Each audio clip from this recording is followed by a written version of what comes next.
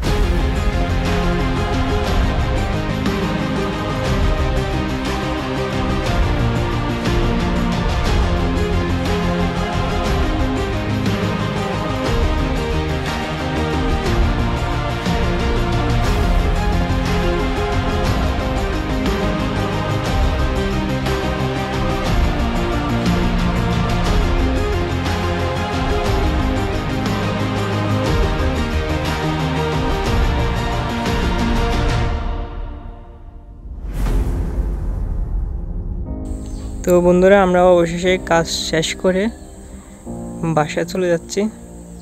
দেখুন এখন কত সুন্দর লাগছে বারান্দাটা। তো দেখা হবে নতুন একটি ভিডিওতে। এখন আল্লাহ হাফেজ, টাটা, বাই বাই।